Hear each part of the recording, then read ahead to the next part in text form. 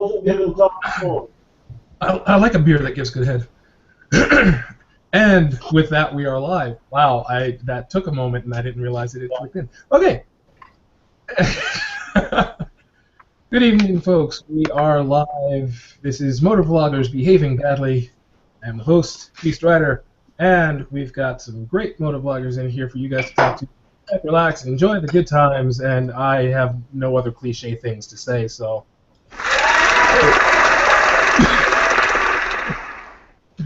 Oh, man. Terrible. That was terrible.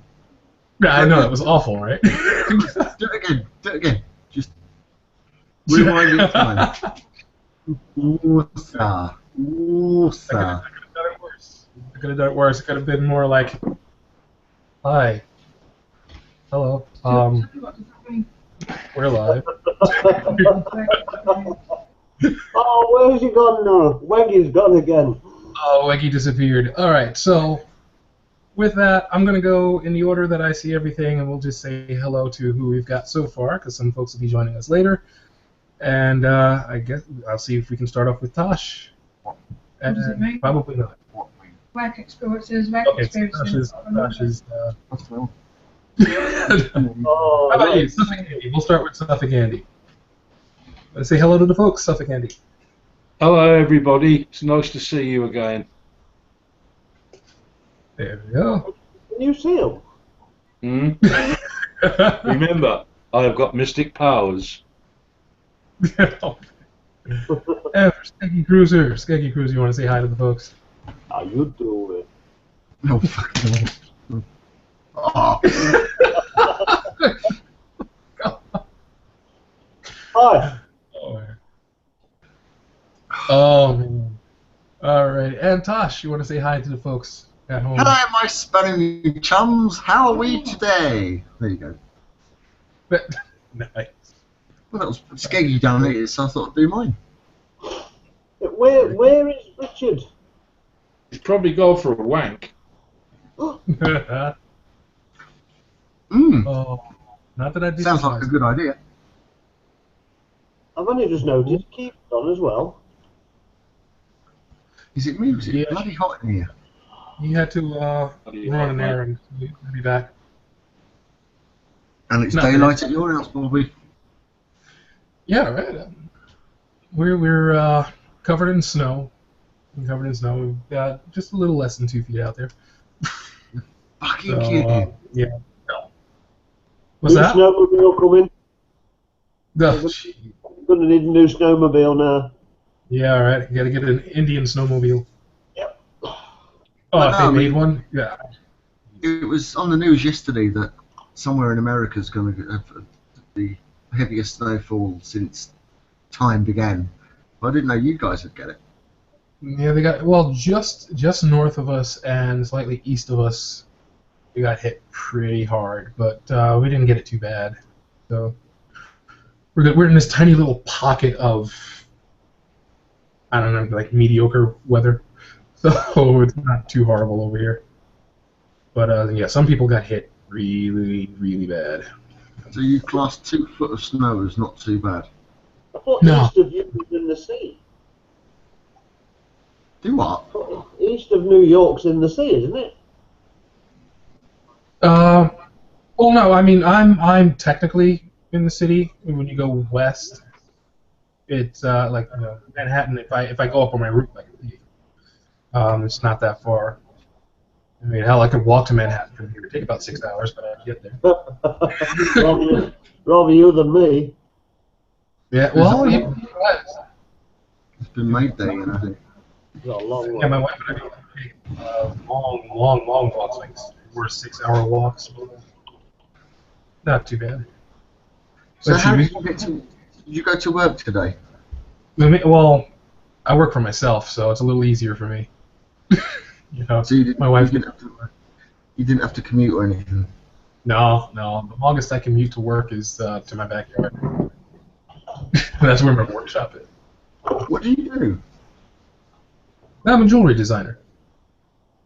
So yeah, I either do work in my backyard, or if I'm doing all the businessy type stuff, I'm here in my living room. So you make rings and necklaces. Rings, necklaces, bracelets, all sorts of stuff. I'm doing leather work now too. So, yeah, I have a lot of fun with it, and I cater to geeks mostly. But I'm going to start doing stuff for bikers as well now that I'm doing the leather work. It'll be a lot of fun. Leather. You do leather. Yeah. Yep, I love leather work. In fact, showing off a couple of pieces when we had the one hangout we did where Bran was on, and I actually dyed the leather this time, so they're almost done. These are bracers to be worn on the wrist. You've These done are all. Yeah, the leather work is fun. Leather work. You are quite artistic then. Wait, was that autistic or artistic? Just a question. Autistic or artistic? But I'm a little weird, but Is there a difference? I know some pretty artistic autistic people, and they do some really great stuff. So yeah, I don't know. But let's see. We've finally got Weggy here. Let's see if everything's working. Weggy, you live? Yes, I am, mate. How are you? Doing all right. Doing all right. Glad to finally hear your voice. Yeah, and yourself, mate. What's the weather like over there, buddy? Ah, shit. Yeah, we've had all sorts of different ports, mate. I mean, is it right they've closed down civilian transport then, or? Yeah. They shut down the buses. Yeah, really. Shut down the planes. So yeah, but it wasn't that horrible. We're New Yorkers. We'll find a way to get to work. Yeah. I mean, we're hearing sort of mixed stories over here. I mean, what sort of footage of snow have you had over there? They're forecasting 3 to 4 feet. Yeah, well, where I am, we didn't quite get 2, but north and east of us, they've gotten a lot more than that. A lot more than that. Yeah. Well, last I heard, my friend Dennis was saying they got about 5.5 feet where he was. But, Really? yeah. Then again, I take it he says with a grain of salt. It's probably like 3.5. You know? That's That's one hell of a fucking snow, man. Yeah, it's a lot of snow. That's a lot of snow. That is. I couldn't ride my bike in that sort of snow. Oh God. Not that day. I want to ride so bad it's not funny. Skeggy probably could because he got a new rear tyre. Yeah, but he got that a few months ago, though, didn't he? Yeah. Have you put it on yet? Yeah. He scrubbed it in. Yes. Yeah. Of course. Yes, September the tyre went on. But seen a few various different places since, all the way around the Peak District and so on with Keith Stride out to Gloucester. Oh, right. I thought it was... Sorry, mate. I thought that was a recent video. Oh no, it's a new video, but what I'd never published it, and I'd intended on doing. So what I've done, I put it up and just wrote it, that recorded on the 16th of September 2014. But Oh, right. Yeah. I just figured that I figured most people had realised because of the weather, because we've got custard fields. But we caught 1 or 2 people out.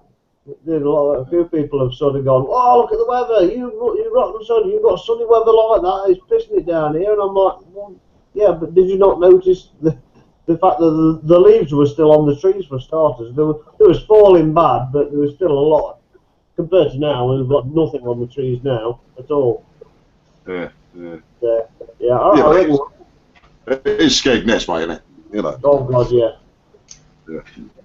I'd just like to say, boom. Yep, I was about to get that. Bex88 comes in on the Q&A with boo. And a smiley face. Boo. Boo to you too, Bex88. You should jump in. Love that. Where's the little leprechaun tonight? What, Sandbags chairs? Yeah. probably working or on his way back from work. No, he's still out on his scooter. Yeah. What's that? Who's the leprechaun? Yes. Well, there's two of them, isn't Yeah. Yeah. Pinky and Perky. there? Stingy and Pinky. That's me lost. You're always lost, Tosh, you are. It comes with the territory. What are you lost with, Josh? What's got you so concerned? No, it's just the leprechaun. Who the hell's not on what we got? He's not on, and he's a leprechaun. We've got Richard, who's quite short. He's a leprechaun. Not here. Very intelligible. Richard was quite pleased about the fact that he managed to get away with nobody noticing he was quite short, being as he's like only about half an inch taller than like Andy and Chaz. So he was quite happy. Nobody really mentioned the fact that he was short. Yeah, but you always go down to somebody's level, don't you? And Andy is the smallest. I mean, he's small. Wow. Yeah, see. We could always go up to the tallest. I mean, Bobby's what, 6'4", 6'6". 6'6". 6'6". Then Andy. Jack and the Beanstalk, isn't it?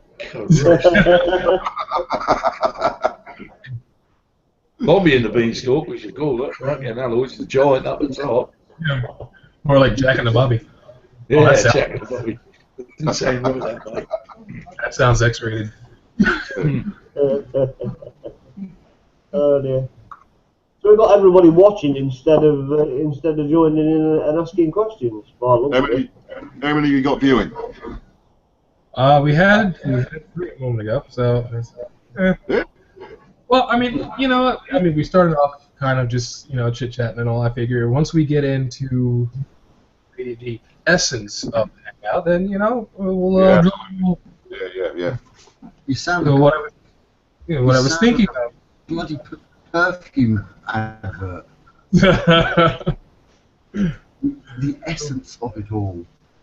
What I was thinking was, I know Mr. B has thing, but we might try something a little different. And I was talking to people about topics that we could go over on the hangout, and I got a couple. There is a couple on Skype.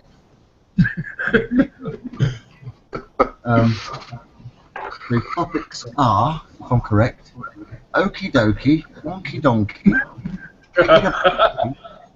slinky pinky, and that Chaz rides a scooter. Well, yeah, that was in the Skype. But yeah, I was thinking of things like how family affects riders. And there was something else that I wanted to talk about, but I think we'll probably get onto that one first, and then see how far we can take that, or how far that'll take us. But yeah, if we talk about how family or the lack thereof affects your being a rider, whether your family rides or not, or whether you're by yourself, you don't have to worry about it. So I figure we'll start it off going in the direction that I see on my screen. So it's Weggy, what do you think? How does family affect your... Yeah, we spoke a little bit about it, Bobby, didn't we? I think, when you're younger, you tend to ride around a little bit more, should we say, hoonish. You haven't got the responsibility to other people. As a youngster, sort of riding a motorcycle, you might have, your parents on your back. They're always sort of saying, "No, for Christ's sake, why don't you drive a car?" This, that, and the other. So your responsibility is really, I suppose, to them and yourself, obviously. But the difference being is when you start a family, you have kids. I mean,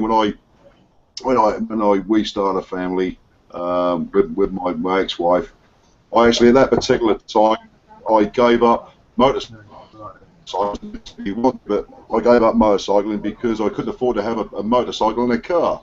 right? But the way coming back to motorcycling last year, I certainly ride differently. I was never completely. I'm never stupid. I mean, I used to ride quite hard with the motorcycles that I had, but the responsibility is there, especially to me kids. I mean, they're old now, and my wife as such.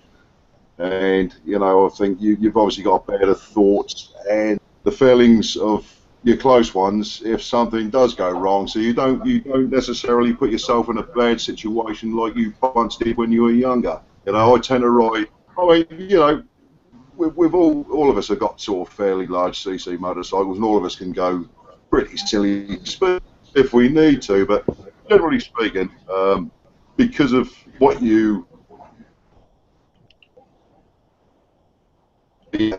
safety conscious view of the road and the environment nowadays, you tend to ride with that in mind, and I don't ride anywhere near as quickly and put myself in situations that maybe I did when I was younger.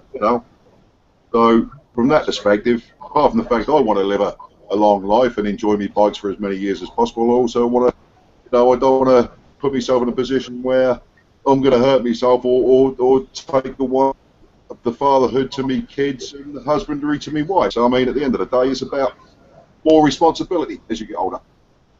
Yeah. That makes sense. Yeah. That makes total. Yeah. Thank you for that, man. All right, Tosh, what do you think? The only reason why I ride slow is so I can keep the license. That's it. I mean, family. How does having family? Tracy doesn't give a shit. Like she gives a shit about me, but she doesn't give a shit how fast I ride. She knows I ride fast when I want to, but now I just generally keep it under 100, so I keep the license. But I don't go nuts like I used to. I used to be a right twat. But now I'm old now, you see. The older you get, the slower you get. Ask Weggy, he's really slow. Hey. when we get the ride, mate, you'll see how slow I ride. Yeah. Anyway, I'll be behind you, sir. Yeah, you do ride a Blackbird, don't you? Yeah. Yeah, Blackbird. Yeah, you got Blackbird in you. Skeggy's a quick little. Skeggy's what? I said Skeggy's a quick little fucker. Me, no. Slow and cumbersome, like a steamroller. No, I'm pretty much the same as Tosh. It's like keep it under the ton because I don't want to lose the licence. Means too much for me, really. I mean, I've had it since I was bloody 17.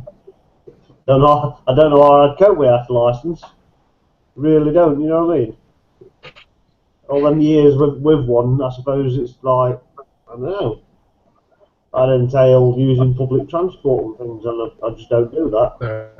Exactly. Freezing up. Yeah. I tend to sort of just, I don't know. I'll have a blast now and again, but most of the time it's just steady tootling around. We just have a different idea of what tootling means. just a little bit quicker than some. I think the way I look at it is if I went to prison, and I went to prison for a year, the most thing I'd miss is the wife, obviously. But the next thing I'd miss is my wife. Whose wife? My wife. Yeah. Not your wife. She's in the room with you, isn't she?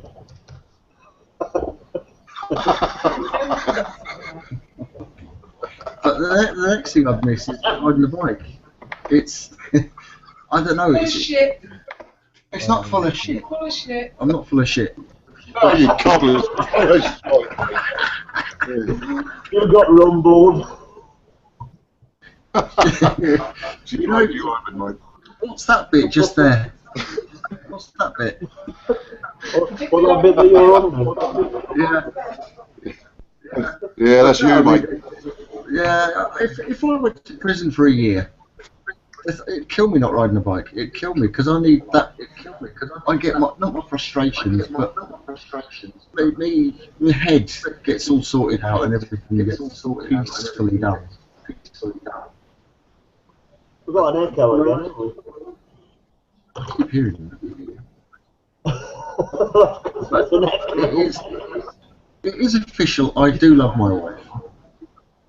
Good. Lots of You're only saying that because she sat next to you. Yeah, She's not next to me, absolutely. she's in the far corner. Full of shit. Hey, missus, did you hear that? Oh, Tosh's wife's on, I reckon he's full of shit.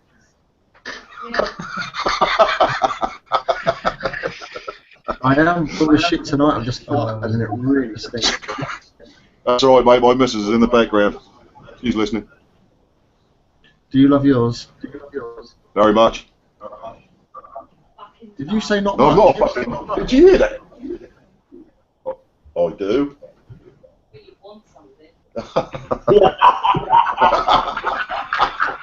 Yeah, when you want something.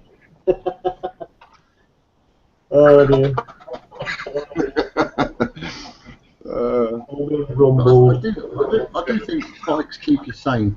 If you're a bike rider and you need that, I don't know what to call it, that euphoria when you're on a bike, you need that adrenaline rush or you need that time on a bike to sort your life out. If you don't, you just end up having to go at your missus all the time. You mean that bit where you go? Yeah, I agree. Woo!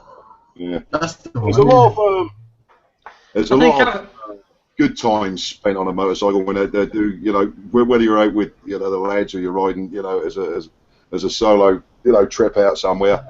It's good time spent, you know. It do give you time to think and, you know, sometimes evaluate things, I suppose. It just stops me arguing with her. Huh? I don't know what they call it. What do they call it when you're stuck in house all the time? No, Fuck off. cabin fever. Cabin fever. Really? Yeah, I get that in the winter. Grounded. Grounded. Ooh, you little schoolboy. go out, love. I think having a bike makes you appreciate what a decent ride it is. Those glasses suit you far too much. They really do, don't they? I should have gone to Specsavers. Oh, perfect. Oh dear, dear. Where's Bobby Where the anyway? fuck Is he? Bobby go? Yes. Just hang out and he's Bobby? fucked off. The host has left the building. That's not good, is it? No one does lot in charge, dear. Yeah. Quick. The pilot's He must decided to go AWOL. You Yeah. must have some bad weather over there, surely, to get that. Doggone dog, you dirty dog.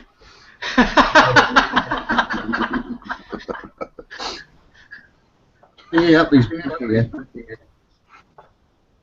Come on, There get it is. control, Bobby. That's really been Get building control. snowman. Get control. Bark like a dog. You dirty dog, you dog. So what about you, Andy? Do you drive slow deliberately? Talking to me? Yes. Nah, not really. I only control slow for vlog. Okay, I got that. But, yeah. What we talking about anyway? I ain't got a clue. Anyway, Bobby, Bobby's you're joined saying. us. I know Bobby's Oh, back. Bobby. Hey, Bobby, save Have me. you got? Yeah. Have you got any any news or topics? Topics? Yeah, any topics? Is he with us? Looks He's like gone. you've no idea what. Freeze up? I think I froze up. You Yeah. disappeared. Alright. You must Can you be guys hear me? slow Okay? outside. Yeah. I can see you. I can hear you. Uh, I'll give you a wave. You do appear to have frozen every now and again. I'll do a Suffolk wave, look. I'll just mess with your eyes. Gonna No, mess with your eyes, boy. I'll tell you what, you know the way Bobby's frozen there? Yeah. That frozen frame looks like he's staring at our lass. Hey. Is he going, what are you talking about, Willis? Yeah, I'll tell you what, he's looking at our lass. Is Suffolk Andy frozen as well? I don't know. No. No. He's just being Suffolk Andy. Oh, Andy, that suits you, I'm sir. chilling, mate, listening to you boys. Oh, bloody cold outside, hurry up, I'm getting brain freeze. Yeah, you think he's in New York? Look. Having problems. Yeah, the internet's freezing because of the weather. Bad weather outside. Father Christmas. But Ellie, Terry waits during the hangout.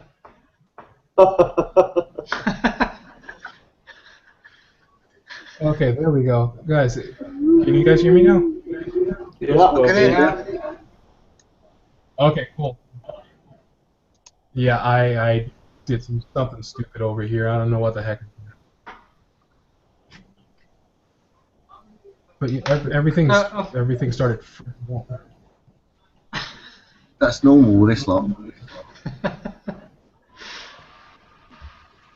Yeah. All right. So I don't even know if we got to hear from Suffolk Andy with the. No, not yet. Everything froze up on me and I couldn't hear a thing. All right. Cool. So Suffolk Andy, family, writing. How does it affect you? Did you say you wanted to know how my style of vlogging has changed since I started?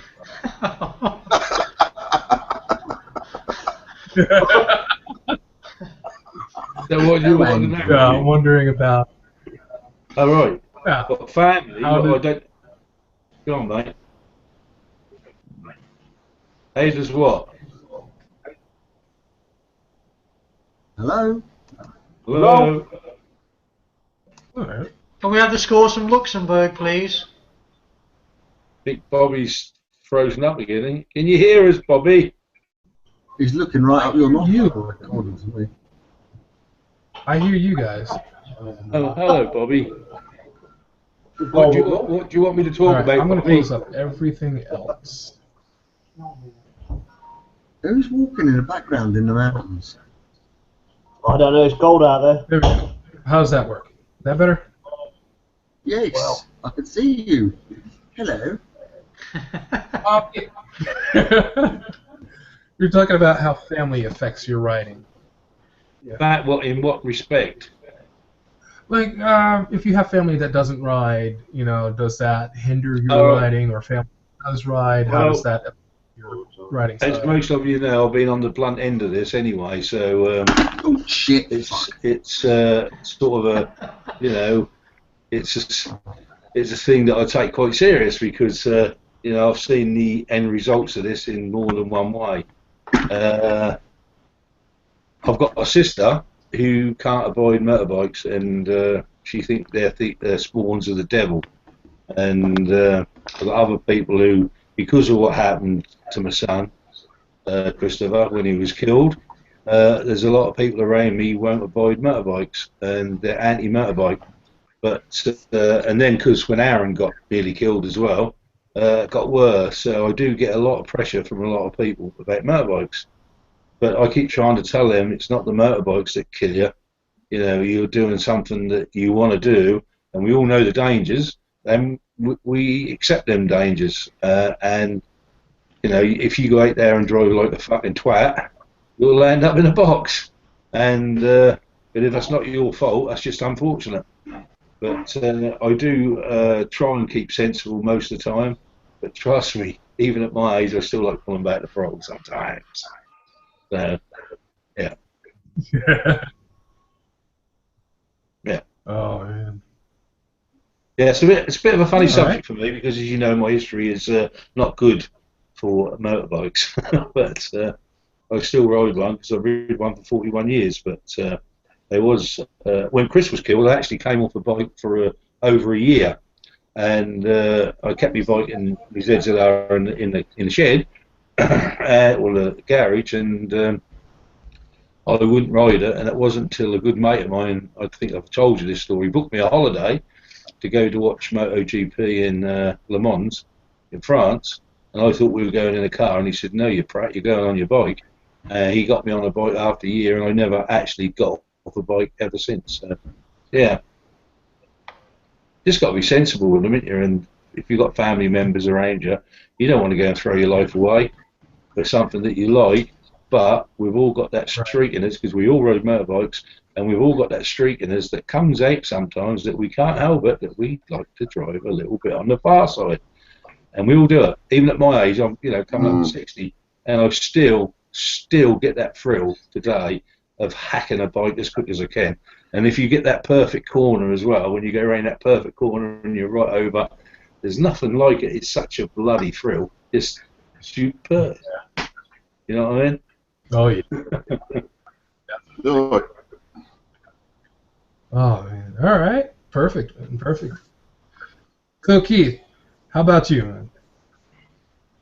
I mean, I've not been riding as long as some of these guys, so I'm still quite new to it. So I don't know. I mean, it's about peer pressure, isn't it? I'm not getting any pressure at the moment, but you fear that if you have a bit of a bad off, someone's going to say to you, you know, do you think maybe you ought to not bother going back on a bike? But I don't know. I think Tib did a vlog, didn't he? Did last week or this week about it, and he asked the question: if you had a bad accident, would you get back on the bike? And I said to him, it depends how bad, really. But I guess I probably would. I guess I probably would go back on the bike because I do enjoy riding so much.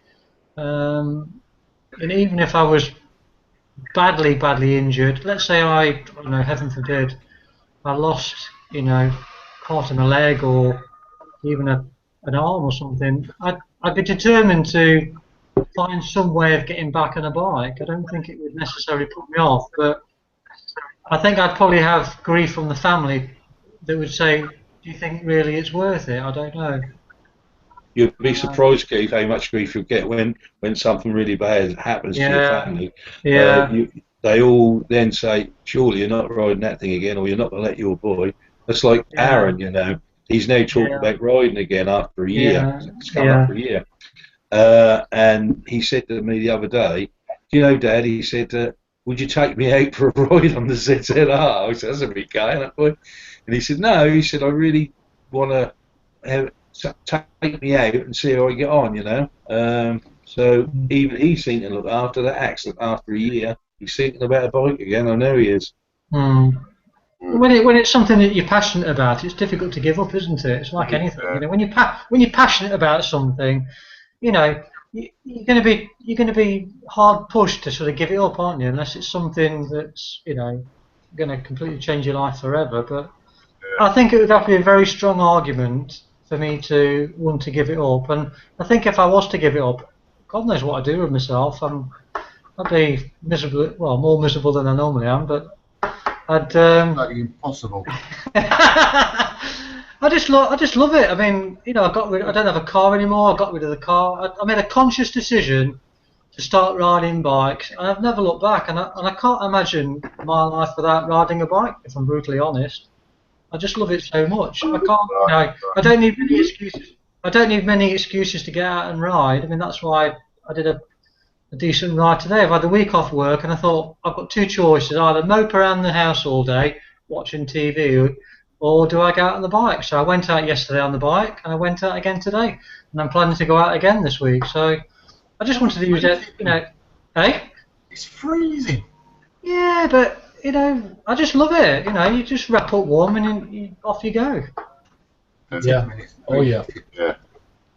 I like.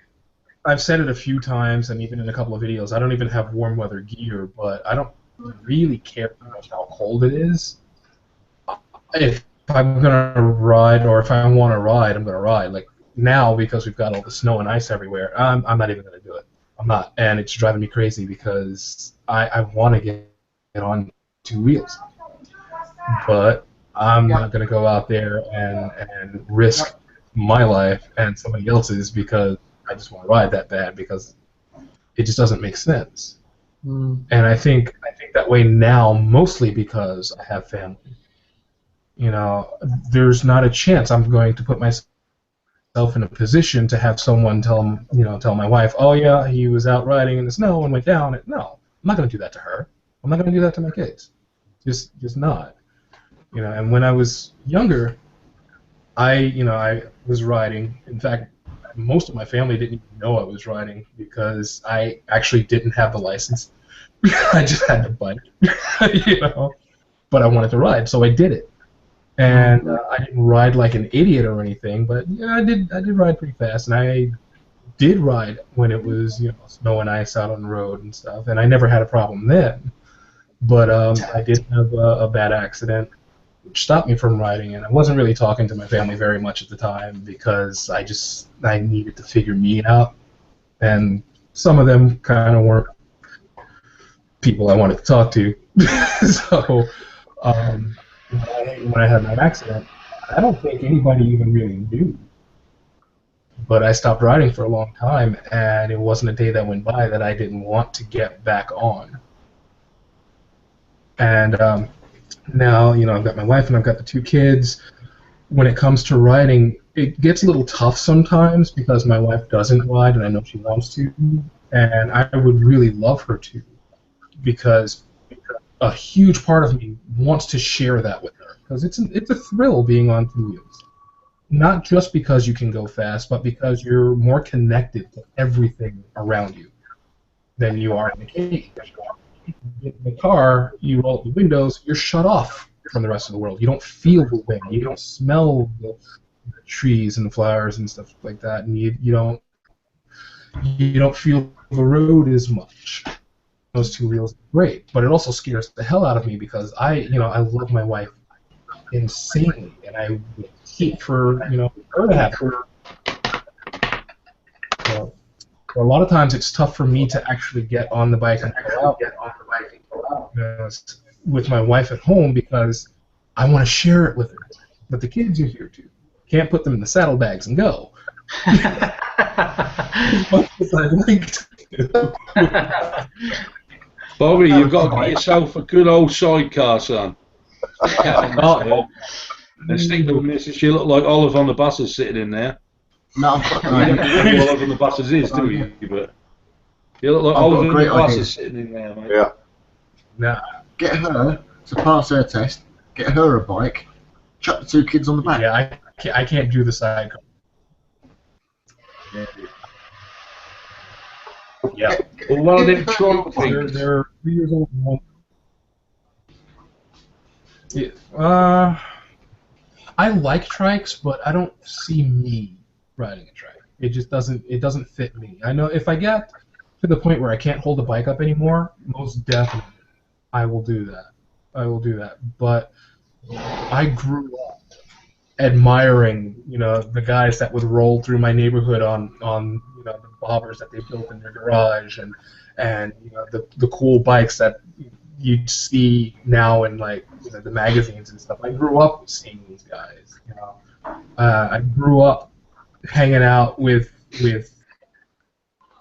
people much older than I was at the time, working on their bikes and stuff, and a couple of guys from Hell's Angels that were always around when I was living in Brooklyn at the time. They were all there. They were always around, and that is what kind of got ingrained into my psyche. It's like I need to be on TV. It's me. It's just me. Yeah. Yeah, but family makes it fun, and family makes it tough at the same time. They come at you from both angles. They make it fun and they make it tough. You see a lot of bikers. A lot of bikers. It's like my missus, Mrs. P. She got on the back of the bike, but she's not a bike lover. So if I said to her I wanted to go on every holiday on a motorbike, she's not going to do it. She'd go on 1 or 2, but she won't go. Every weekend on a bike. If I'm saying I'm going to a bike meet or something like that, she won't come. Or she won't come along. She might do 1 or 2, but you can't blame her because she hasn't got that love of bikes like we have. And the point is you can't force that on somebody either. I agree with that, Andy. I mean, that's like my wife. I mean, she knows my love of motorcycles. I got back into motorcycling last year, obviously, and all my life has been motorcycles. To be honest with you, even when I wasn't riding, the interest level as the kids were growing up, I sort of put it to one side. And once I got to an age, especially with my boy turning 16 last year, and he got his first scooter. I thought to myself, right, it's now possibly time for me to get back on a bike. So all the youthful thoughts and the excitement is still there. Yeah. Yeah. But the one point you've made, Andy, about regarding just adrenaline rush. Don't get me wrong. We haven't got slow bikes. It's still nice to put old throttle back to the stop and gun it. But I won't put myself in a silly position like trying to get around the steepest angles on corners like I used to. You know, I mean, there's times when me and my mate who used to have an old Z1, and I had a GS8 50 Suzuki once, and how we both survived. Even mini trips to Mersey Island, I just don't know. I don't know how we got back, because this bloke, he was a crackhead, mate. He was a bass player in my rock band, and he was a bit of a lad, and he had no cares in the world whatsoever. And when you went on a run with the guy, if you know what Z1 handles like, they're a lovely looking bike, but they don't go around particularly well. And the funny thing was, he'd be going around a corner and take a steep one and start running wide, and because I was behind him, I'd take the same curve, you know. And the times you nearly leave the road and end up was incredible. Always follow the same. If they crashed, you'd crash as well. You follow. But no, I mean, it's like my wife. I mean, I've said to her before, I love a motorcycle. I'd love for her to come with me on meets and runs, but she's never been into motorcycles. She doesn't dislike them, but she's never been into them, and because she's had back problems over the years, she's got no interest in going on the back of a motorcycle anyway. So, unfortunately, you know, from my point of view, something that I could really show my wife places of the, you know, in different parts of the country, and the fantastic world of bikers and motorcycle meets, I'll never get the chance to do. So that's one of those things, isn't it? You know, but just asking you, lads. I mean, obviously Andy's spoken about, you know, his wife going on the back. What about you, lads? Are your wives all interested in the motorcycle and the motorcycle life? Yeah, she's faster than me. Is she? What's she ride, Tosh? Phase at the moment. She's got Phase 600. Oh yeah. So nice she likes pulling the twisted grip right back. You're a liar. You do. You're a liar. You're faster than me. I've been on a bike for over a year. That's true, but she's still faster than me.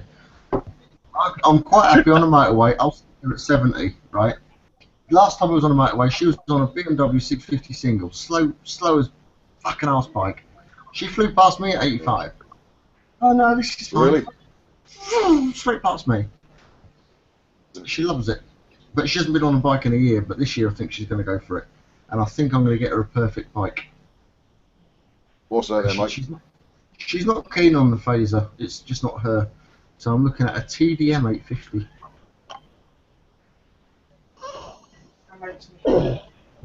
So a nice little TDM will do her, or a BM, one of the two.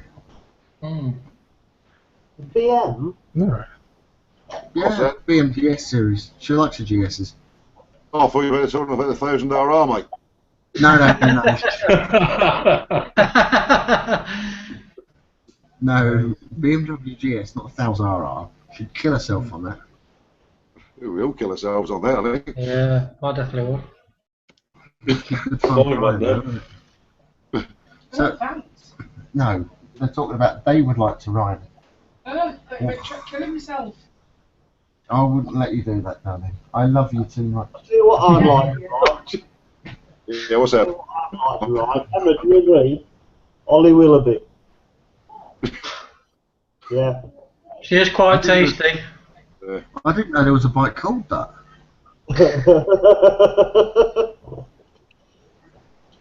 Well, I gotta say, my wife, when we get a chance to be together without the kids, she likes getting on the back of my bike, and I love the hell out of that. But yeah, I tend to fast with her on the back of the bike. Although I typically don't ride too fast. But yeah, she loves getting on the bike with me, and I know she wants to ride, and I honestly I can't wait for it because I'd love to take rides together. But I do also know that eventually she's going to get to the point where she's going to get comfortable, and she's just going to take off. Yeah. And I'm just I worry about that. I think about that, and I worry about it. Don't worry about it. I tell you what, it's one of the greatest feelings in your life to see your partner shoot off, you know, and just be so sort of there with you. Yeah. You know, I think it's brilliant. I know it's like, and I'll tell you what as well. There's so many people saying, "God, I envy you." You know,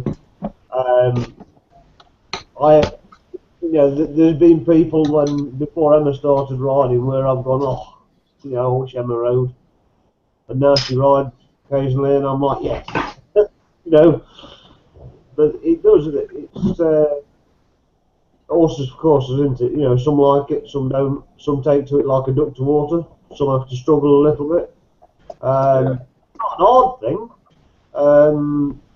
You know, they always say it's like riding a bike, in the push bike. You know, once you've done it, you'll never forget. I disagree. I disagree. I hadn't ridden a push bike for about 20 years. Got on a push bike and nearly fell off. I was all over the place. So, You never forget your first ride, mate. Can I just make another point? Do you think one of the worst things, I mean, when we were all younger, I mean, we're all pretty much the same age here, really, within reason. I think the youngest. You probably are, mate, to be honest with you. My wish nowadays, the kids didn't start off riding scooters. I wish they had the AP50s and the fizzies that we had, the geared bikes, to learn how to ride a geared motorcycle from scratch, not a point and squirt thing. No, all them twist and goes should be dumped. The whole lot should be scrapped. They're dangerous.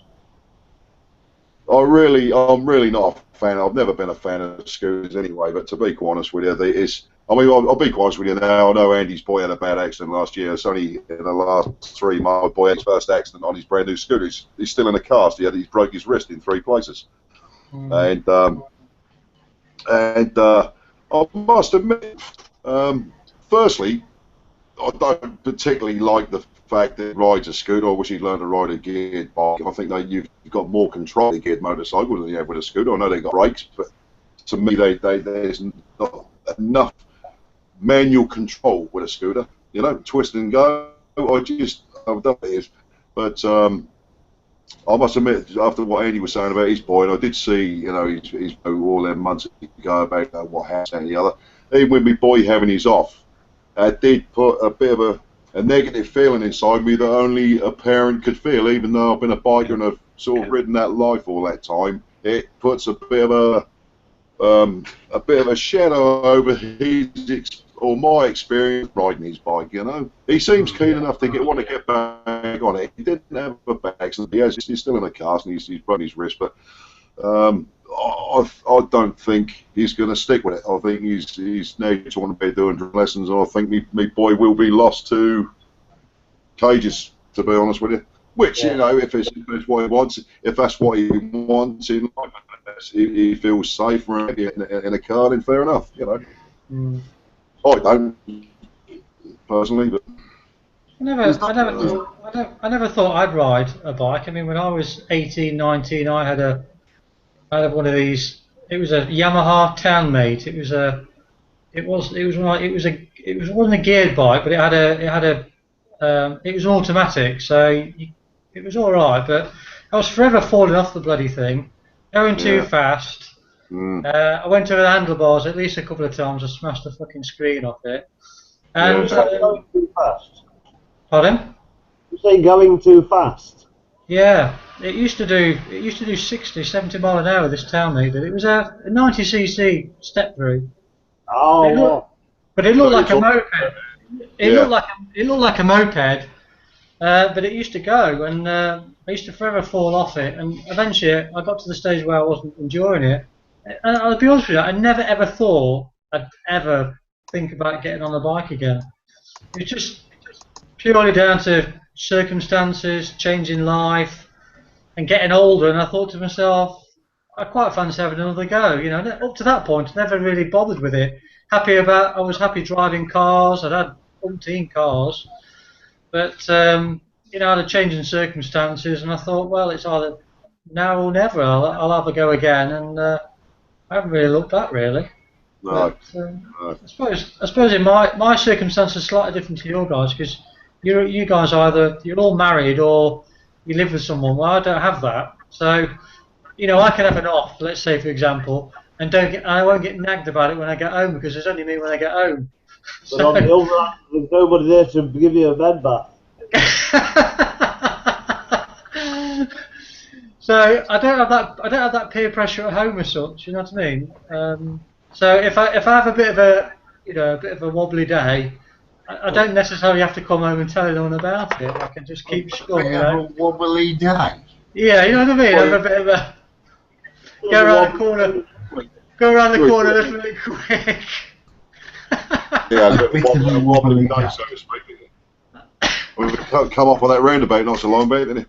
Oh, I know. I did tell my girlfriend about it, and she wasn't very happy. But she didn't talk me out. She just said, you know, you need to be a bit, you know, try and be careful. So I didn't go out. I didn't go deliberately off the bike. It was an accident. Just a quick hello to Richard. Yeah, I was just gonna say, Calm Biker says, "Yep, chaps." Hey, Hello, Richard. Blood. Feeling Hey up, rich. Doc, is it Duck?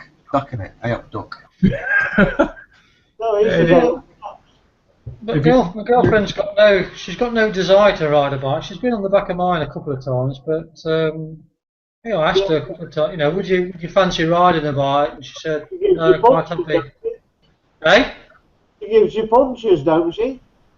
Yeah, she's a big lass. She makes you get a puncture on the back end. I tell you what, if you'd seen her driving, you wouldn't want to get her on a bloody bike, I can tell you. Jesus. Her driving's a bit bloody terrifying. I must admit, me and the wife was talking, I think it was last night. Did we have a conversation last night? Anyway, we was talking about commuting, and I've never commuted. Ever.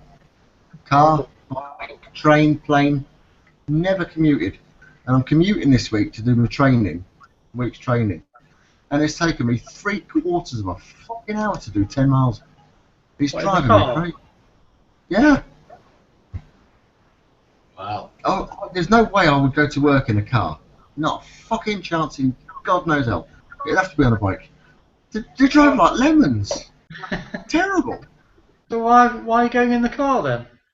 Because all the bikes are off the road, they've all got the wheels out. Oh.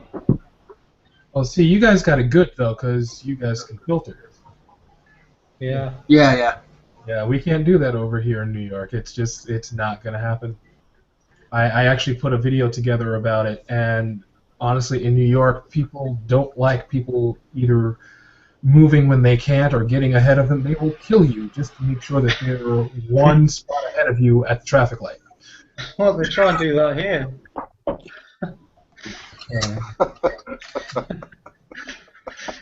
So yeah, I wish it was legal here. I mean, it would make things so much safer.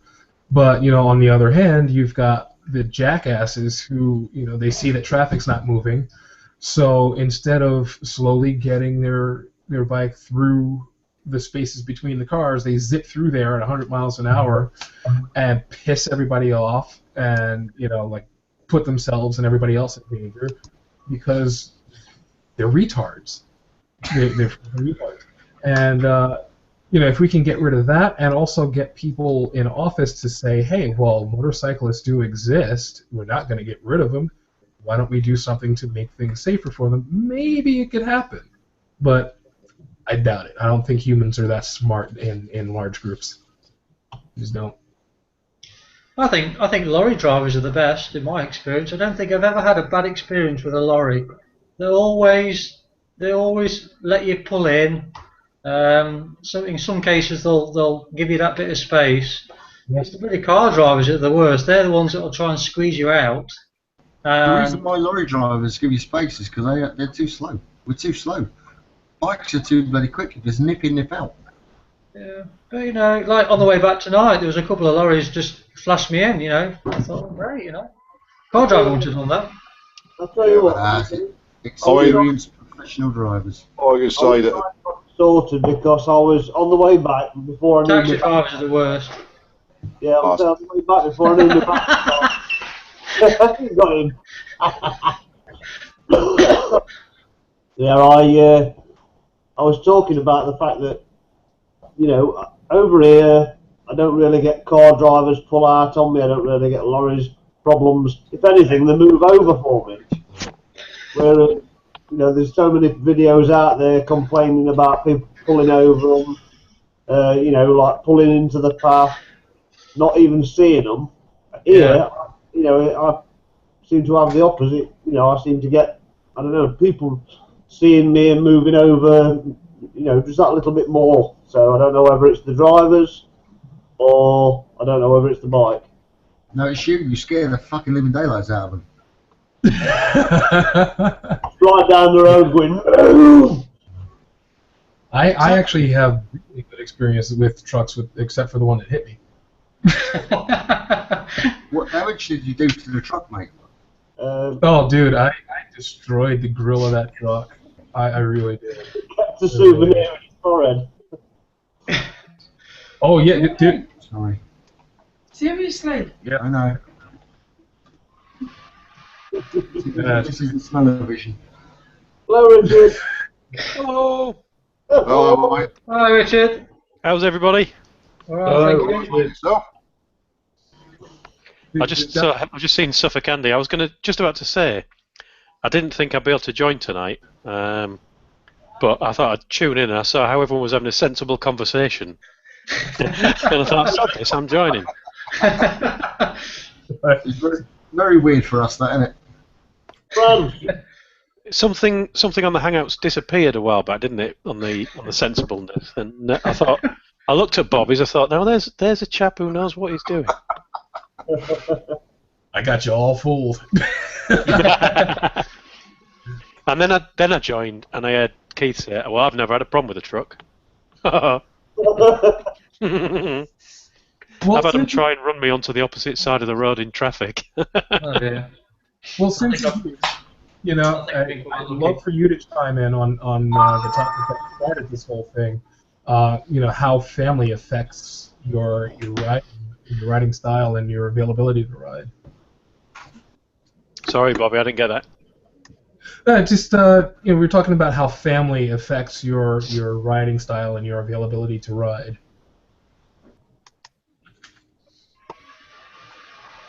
For me, I don't think it does really. I mean, I ride differently when Lisa's on the back. Oh yeah. But I know you would, wouldn't you? I think everybody rides a bit slower than somebody on the back. Yeah, definitely. And again, if she's doing a CBT soon, I should be trying to set a good example, shouldn't I? That won't be long, will it? Hope not. Hope not. We've got to get that bike made, haven't we? Yeah. Got your purple paint ready? Yeah. Has he got gold flakes on? Got to get it, haven't we? Better not let my wife see that. Purple bike. We were talking when we were doing the grips the other night. We were talking about her doing the CBT, and Tosh was desperate to give her my Yamaha. She ain't having it. But we said we'd get her a YBR or something like that and spray it up in purple with gold flecks, you know, and maybe stencil it and stuff. And then we said when she's bored, we'll Street Fighter it. I've got some purple metal flake. That's what I need. Yeah, I've got some purple metal flake in garage, in shed. That's Is it what we're base after. coat? Is it 2K base coat? Is it 2K base coat? I think so, yeah. It's old and I've had it. Hey, Skeggy, the ultimate peanut tank colour that is, mate. Metal flake. Yeah, I tell you. It's exactly what you need on a 125 commuter bike, isn't it? Yeah, peanut tank. It's Mr. B. Mr. B is here. Hello, Mr. B. Hello, Mr. How's B. work? What's that? How's work? It's work. Yeah, it's paying the bills. Nice. How's work for everyone else? Fantastic, love it. I don't know. I'm off this week. I couldn't be without it. No, it don't work. I work for a real jerk, but he's me, so I can't really do much about it. So This is really hard. I've got to go and fetch my own beer. That's hard work. Keith, you should have went for Specsavers, mate.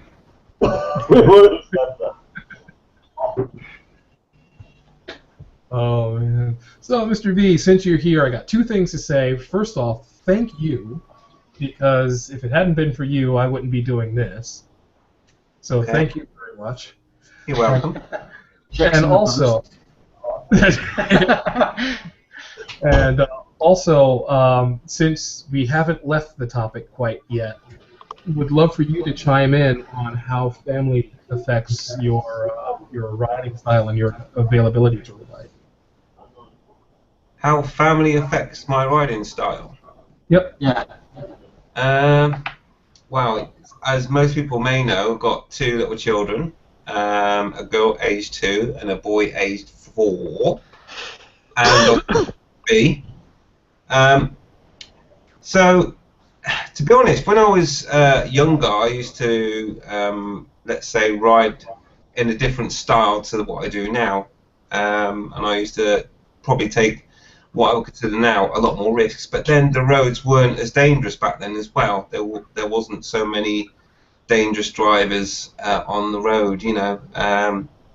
But now the roads are a bit different over here.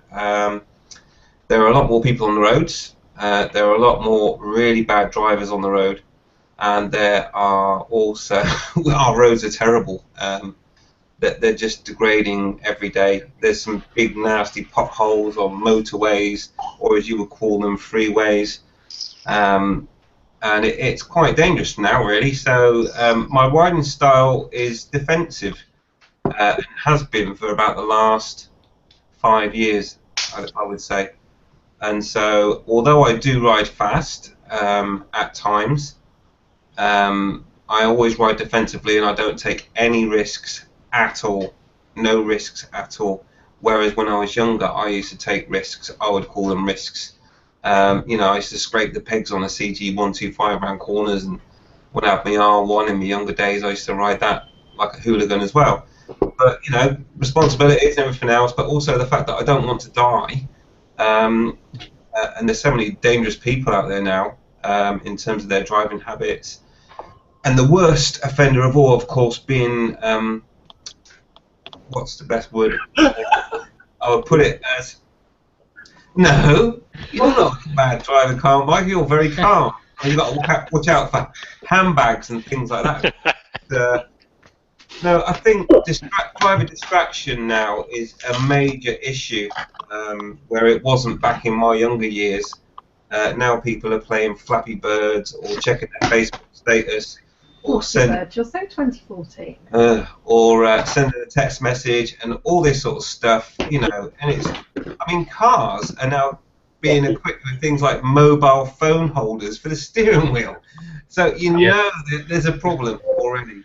Have you seen some of the adverts for cars nowadays where it used to be that they would advertise it based on it had good handling, or it went well, or it did good mileage, or it was smooth or big, and now they don't even bother. It's just a car driving around a bit with some music on, and it tells you how you can connect to Facebook. Yeah. And that's all it is, all about the Facebook connection, the Twitter connection. Mm-hmm. Yeah, in-car entertainment, connect your iPod and all this, and it's like really, you can get cars now that are internet enabled, and it's like, hang on a minute, who's driving the fucking car then? So yeah. So maybe the Google car is the saviour of us all. The internet, Google. Exactly. So yeah, sorry Bobby, but yeah, the style now is appropriate for what it is now out on the roads, and I'm sure it's the same in the US as well. There's so many private distractions now; it's just lethal out there. Yeah, and you have to have your wits about you. Absolutely. Yeah. Absolutely. It gets crazy out there, especially we've already had this discussion, but with the luxury car, the luxury car drivers, and the people who think that they are the only people who matter. What was that? I'm just wondering, do you have problems with German cars in America as much as we do in the UK? Oh God, yeah. Mercedes is German for death. Yeah. Well, you know, I mean, in the UK, it always seems to be a German car that cuts you up, drives past you like an idiot, or whatever. BMWs, they're rust. You know, I mean, for me, it's Audis. You know, they're my bane. Whereas, you know, Richard, it's Mercedes, and I think Andy, it's BMW, isn't it? BMWs round here, mate. Honestly, God, I think to be fair, it's all three. Yeah, it's all luxury cars. It's all luxury cars, and I do remember a video that I did very well. It seems like recently, but a classic where this BMW looked like he pulled out, and then he stopped, and it looked like he looked at me and thought.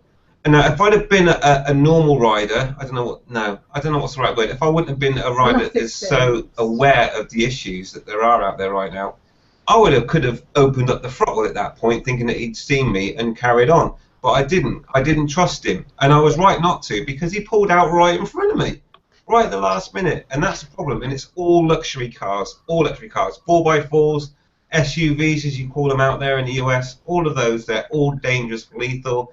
Avoid like the plague. And they don't like it when you rip the wing mirrors off for some reason. No. They don't like that. No. I suppose at least the punishment is based on how much they can afford. Because if you can afford a big car, you know, knocking a little Hyundai i10 mirror off for one of them people is nothing, is it? But knock a good, expensive Mercedes mirror off. Yeah, but then you also have to consider, and I don't know if it's just over here, the people who buy the big, fancy, expensive cars, and then, you know, they park it in front of the projects or like, you know, the crack house somewhere because they can't afford anything else. They're eating out of cans with a spoon. Can't afford to do anything else in life, but they can afford that damn car. You know, barely. Yeah, but they might be car enthusiasts. Driving a brand new luxury car. Yeah, they might be car thieves. enthusiasts. I'm not enthusiastic. Really. I mean, you're just being car snobby now, aren't you? If I like cars to be big, outlandish, American V8 muscle. Yeah. You know? Or 1950s very curvy V8 muscle. Or 1950s late 60s very curvy big fins V8 muscle. So I'm not biased.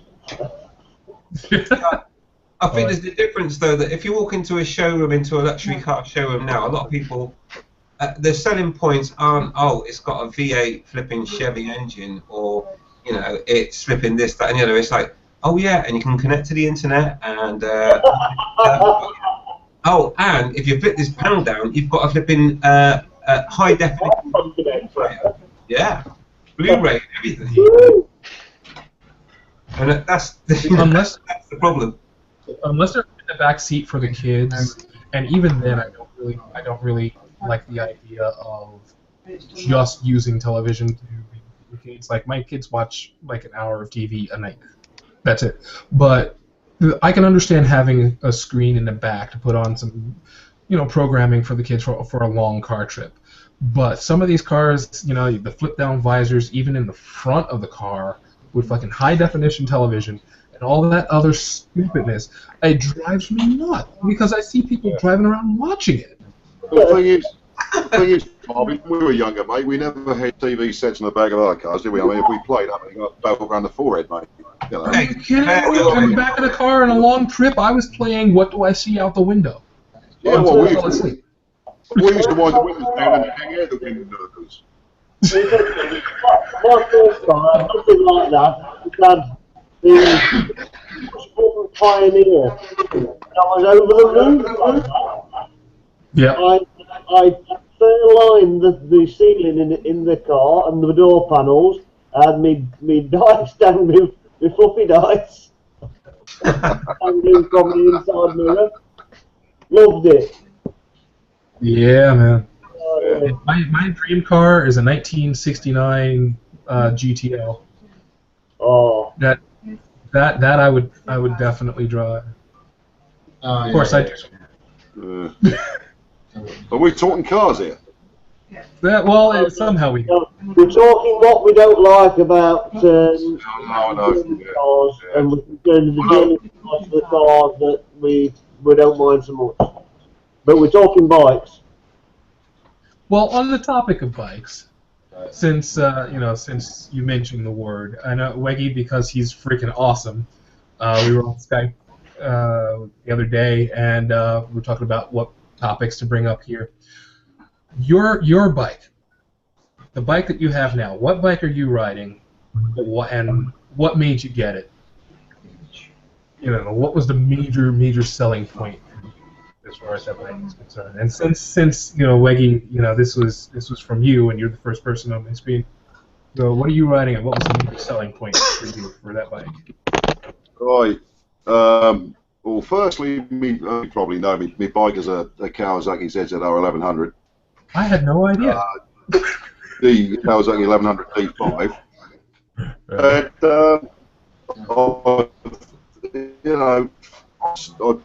I went through the different brands. Here we go.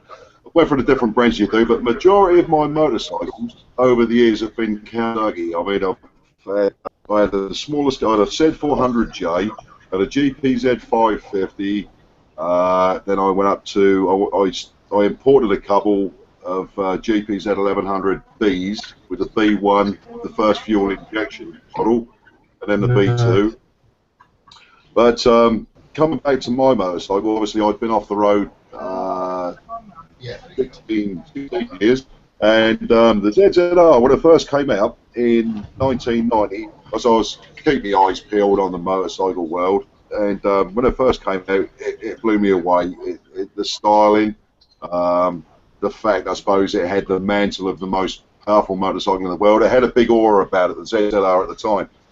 And that was the original C model, which they produced for 2 years, and in 1993 they released the and that was one of the most beautiful motorcycles I'd seen, Japanese-wise, design-wise. I like the concept of the fact that it was the water cooled, the specific lump originally derived from the GPZ 900, so the 900R,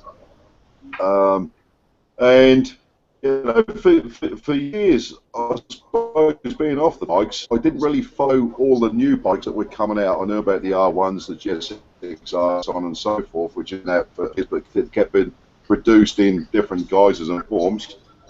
But I suppose in my heart, coming back to motorcycles, I really wanted something that I'd really liked for all those years, which was the ZZR. So last year, I looked around, shopped around, and my particular bike, which has 28,000 miles, is a 1997 model. I wanted a particularly nice bike. It'd been well serviced and well looked after. And the eventual bike that I did buy was from a mate of my brother's, and he'd done 3,000 miles on it in 9 years. And always had it serviced. He had it serviced at Davy Brothers just up the road. And he originally bought it, and you'll notice he bought it originally from Lings about 9 years ago. It's still got the original Lings number plate. But yeah, and anyway, like I say, purchased it in February last year, and you've probably seen the pictures of the bike. I like that to keep it serviced and keep it clean. It does look rather nice, and yeah, it's a lovely bike to ride. I don't need the most powerful bike in the world anymore. It's for me, coming back to biking after all those years, it does everything I want to do, and in a way, whether you like the ZZR or if you like any particular bike, it is still a bike that you can park up and for a fact it's one of those bikes you will turn around and look at it again and again and sort of be pleased that is your motorcycle and proud of it. And you can take it to bike rallies, as I do, and to bike meets, and it's always nice to get a comment or two or three on your particular bike, which creates a conversation in itself. So I suppose really you know, I've got no in buying another motorcycle that's any better than that for me, because the bike in itself is going to be better than me as a rider nowadays, I believe. It's going to outperform me. Yeah. So from that perspective, that's the story of my motorcycle. Well, I'm happy. I love it, proud of it, and I'm proud to bring it to mates. And when I finally meet up with you chaps and you lads at some point this year, which hopefully, and hopefully you'll see what I mean. But yeah, that's my bike, the ZZR11. Nice. Nice. Good bike, man. Yeah. All right. Tosh, what about you? What are you riding, and what was the selling point for you? What am I riding? Yeah. I don't know. It's nothing at the moment. I've got a Blackburn that I ride. I've got a Fader that I ride, and I'm in the middle of doing a ISA, so but I can ride. I can borrow anybody's. Oh, I'll tell you what I will be riding soon. A Harley Davidson. Oh yes. Yeah. All right. I like a heap of shit Harley Davidson. That's is it a 305? One of them pre-war trialy things.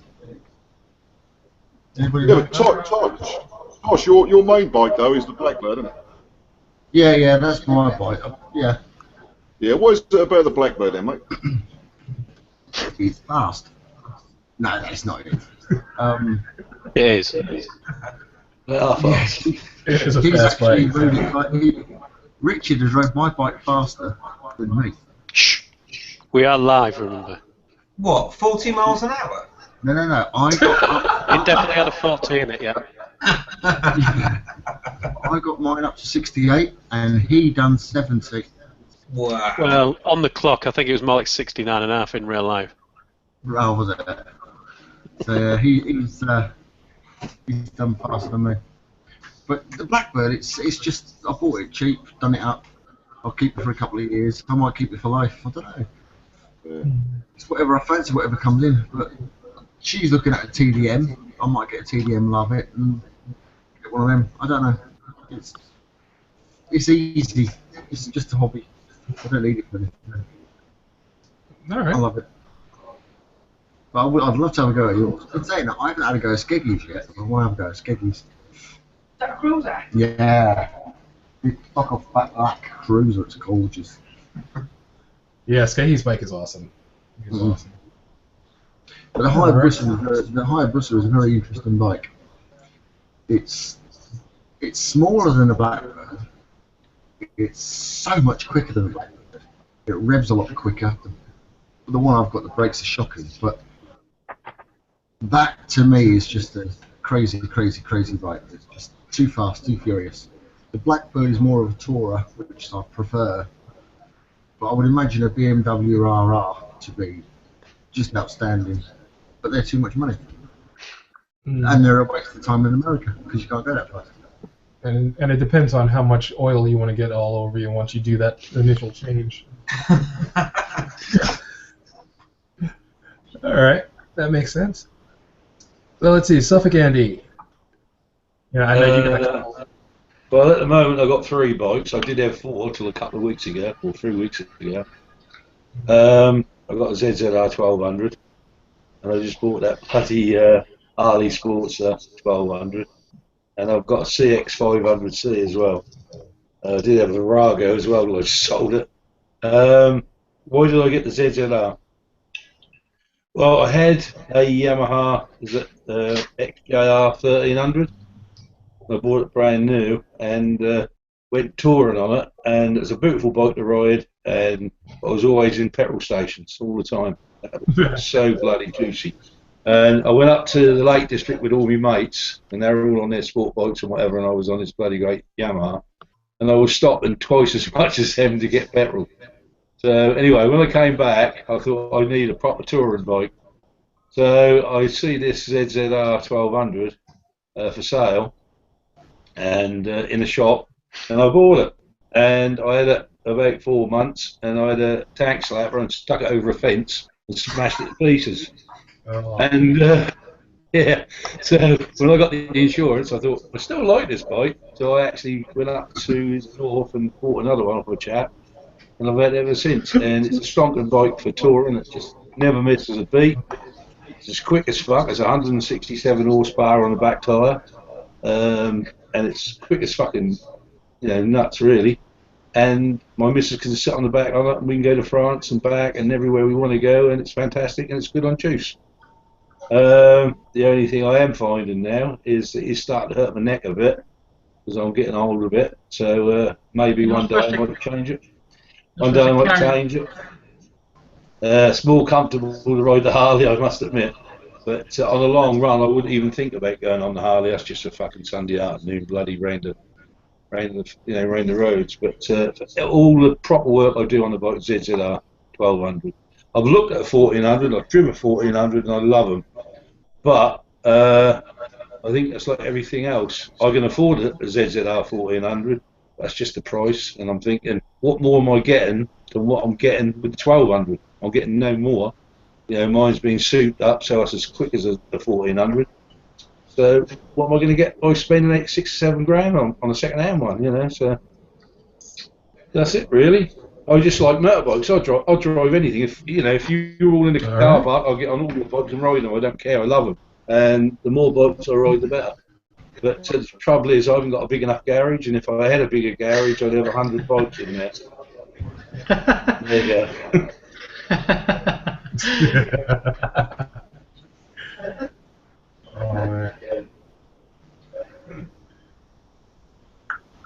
I'd have to agree with you on that.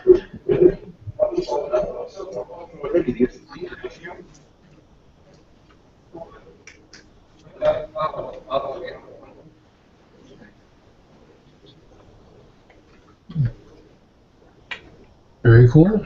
See, I have to agree with you though. If I had a big enough garage and a big enough wallet, I don't know how many bikes I'd end up with. But I'll tell you what, Bobby, I'm like I know you drive a huge great Indian cruiser. Now, I've never had cruisers till I got this Harley. I've always had sport tourers or sport bikes, and I've got this Harley now, and I can appreciate different styles of the two bikes. They're completely different beasts. There's no doubt about it. And okay, the Harley, would get its ass whooped by the ZZR. There's no doubt about it. But it's a different experience and a different way of riding the bike, and I like it both. I like them both. I can go out on the Harley one day, and I can go out on the ZZR the next, and I appreciate both bikes. I never thought I'd say that, because for years and years, I took the piss out of cruiser people. I just thought, they were just, I don't know, I just thought they were crap. But now, I can see that, yeah, I did. I thought they were slow frigging coaches on frigging old, old thumper bikes. But now, No, you are slow fucking. They are. But I'll tell you what, I bet you if you got on Bobby's bike, or you got on Skeggy's bike, or you got on my Harley Davidson, I bet you it would catch you straight away, Keith. You'd probably get on it and you'd love it. And if you got, they're just lovely. I think I'd enjoy riding any bike. Seriously, yeah. I just like riding bikes. Yeah. I don't have a preference really. There's some bikes I wouldn't ride. I must admit, there's one or two I wouldn't want to get on, but the majority of bikes I just want to ride them. And I like big bikes. I don't like small bikes. I don't like 400s, 500s, even though I've got a 500. I've only got that because it's an old classic. That's all. But I wouldn't actually go out and buy myself a 600 or 500. I always have to go for the 1,000. Maybe I'm not as big as Bobby, but I'm 6'2" and weigh 17 stone, so I look like a fucking great elephant on a fucking tricycle. I got on a smaller bike, a fucking great boil. Carbuncle. Well, I gotta say, with my bike, I've been out riding with guys on sport bikes, and yeah, they may beat me off the line, but I'm gonna keep up, and I have, and handling wise, Bobby. What I found with my Harley, yeah, it is slow, but it's very manoeuvrable. And I'll tell you what, I can punch out round corners just as quick as I can the ZZR, basically. because you can really light them over and get them round corners. They go round lovely. Yeah. You know? Oh yeah. All right. Well, I don't know what's up with Skeggy because Skeggy seems to have disappeared on us. So we'll move over to the Calm Biker. So. Hello. Yeah. So what you riding in? What's the selling point for you to get it? Well, I've got two at the minute, and here's something I prepared earlier. That's my first bike, which is a Yamaha XJ6 Diversion F, so it's the fully faired XJ6 basically. It is a naked bike with a fairing, so it's not a sports bike or anything like that. They call it a sports tourer, 600 inline 4. And the selling point was it had 0% finance on it. And they wouldn't.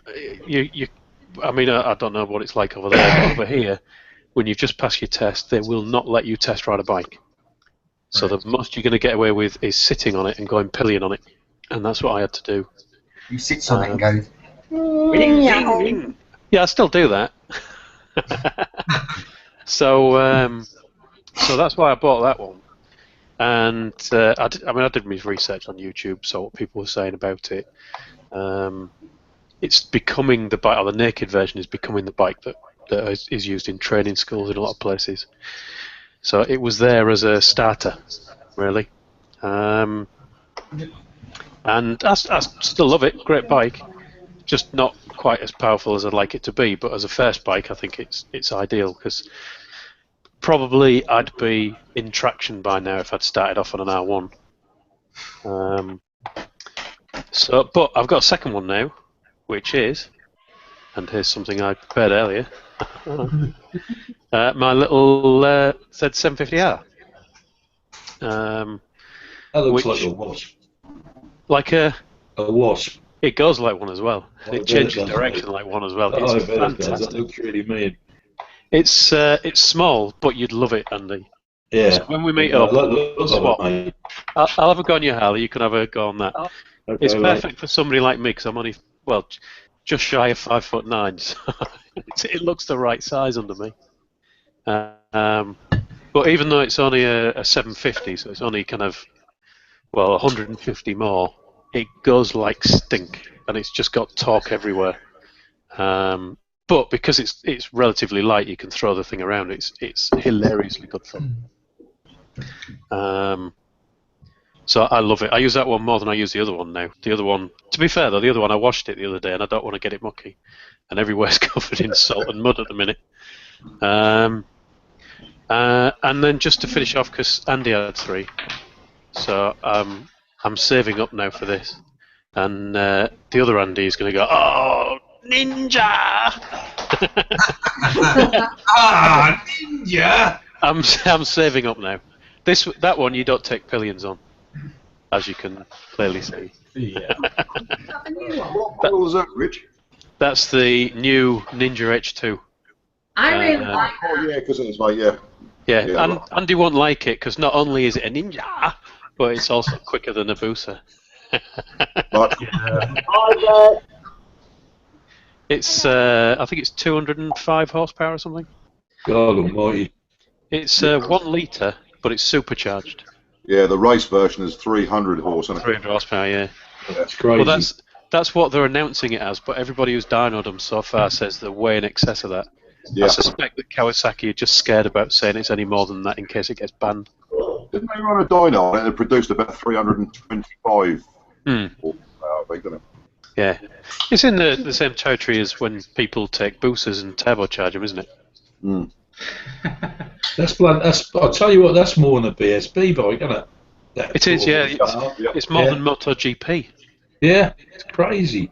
Yeah. Well, I'll tell you what. You've obviously watched the videos of the demonstrations of the bike shows and that, and the sound they produce is incredible. As a standard trim bike, the actual sound of the machine and the exhaust note is fantastic. Yes, you've got the supercharger whine as well, haven't you? Yeah. Which is, I think it's one of those bikes you're either going to love it or hate it. Yeah. because it looks different. I mean, they've got this weird paint on it, haven't they? I don't know if you've seen those videos, but essentially it's not a paint as such. They do put some stuff on, they do a chemical reaction, and it lifts silver to the surface of the paint, so you get this solid silver plating. Obviously not solid plating, that's just a solid thing. Looks incredible. Richard, how much are they coming out at the moment then? They're rather expensive. I'll be saving for a very long time. Okay. You'll be my age before you get one. I might be, yeah.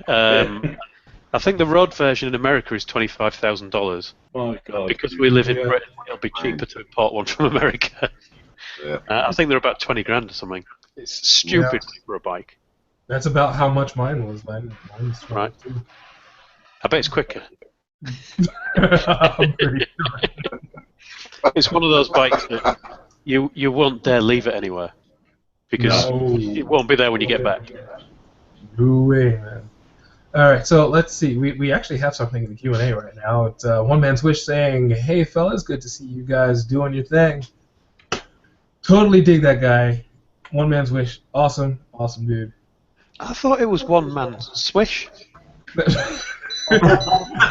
Oh man, he lives like right by me, and I still need to ride with this dude. Oh yeah, nah, dude's cool. You're in the same city. Yeah, we're both in New York. I'm in Queens, but I'm on the edge of Brooklyn, and he's in Brooklyn, like not too far from me.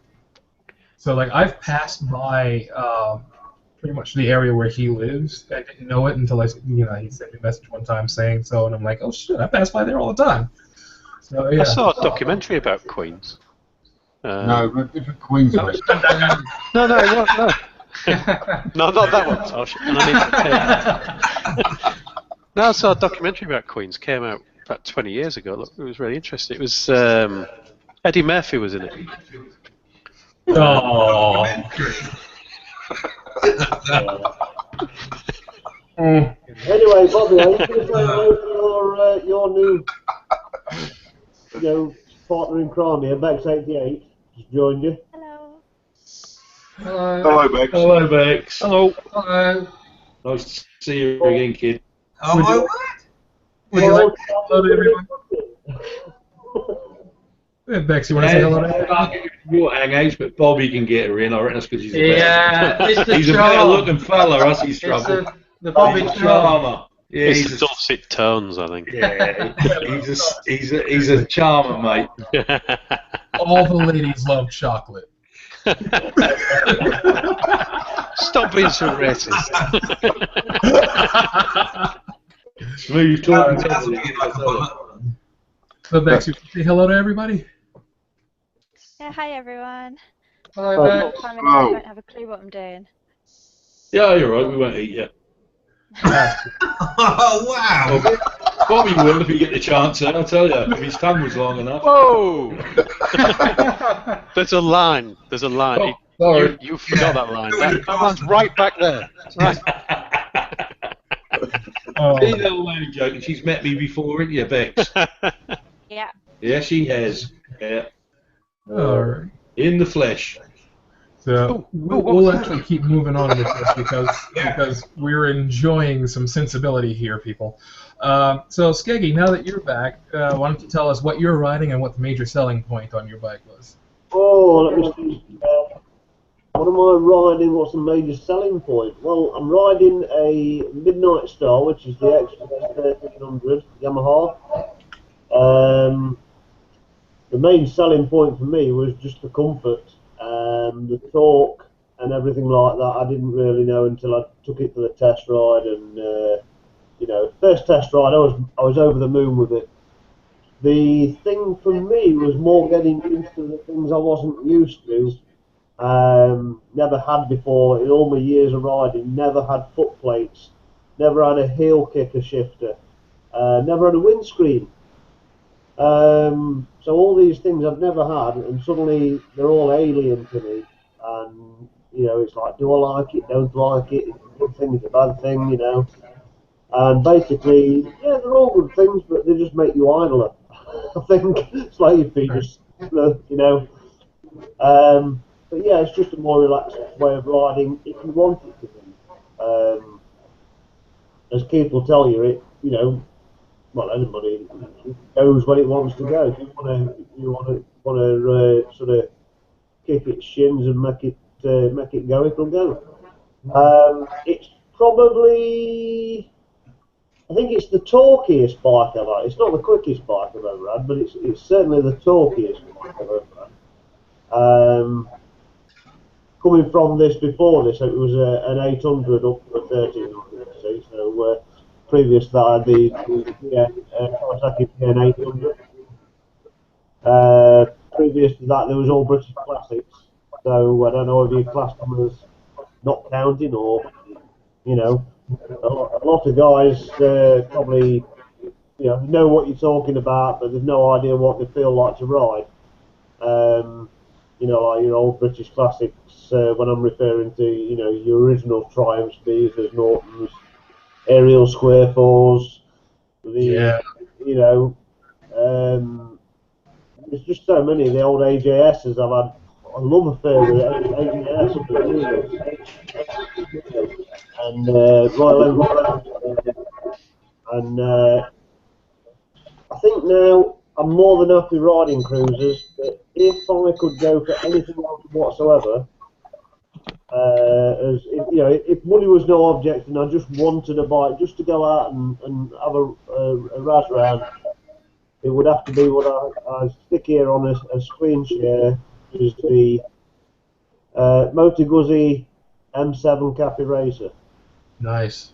And I don't know what it is. It's V-twin, but the opposite way. But there's just something about it that I like. It's different, Skiggles. It's different. Yeah. Don't even know what I like about it.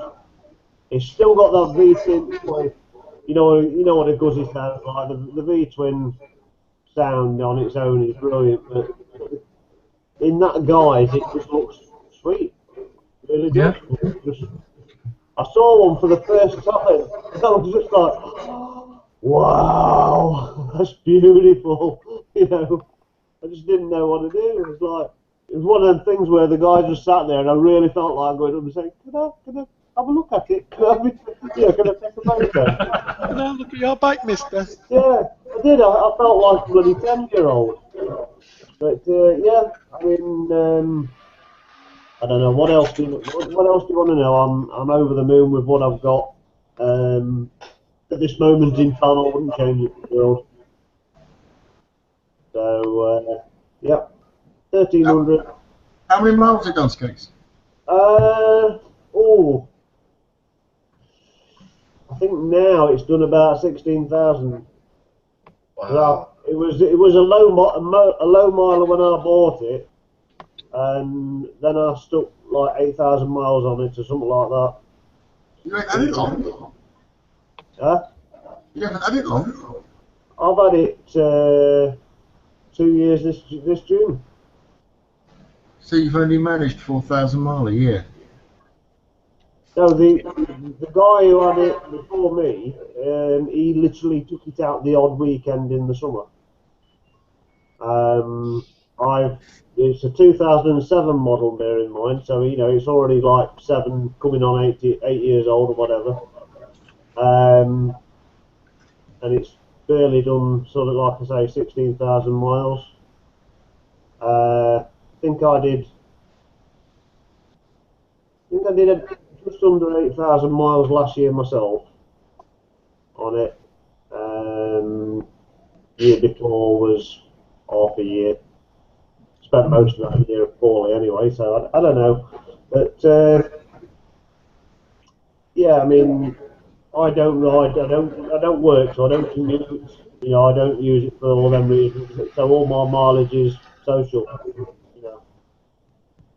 All right, cool. But, yeah.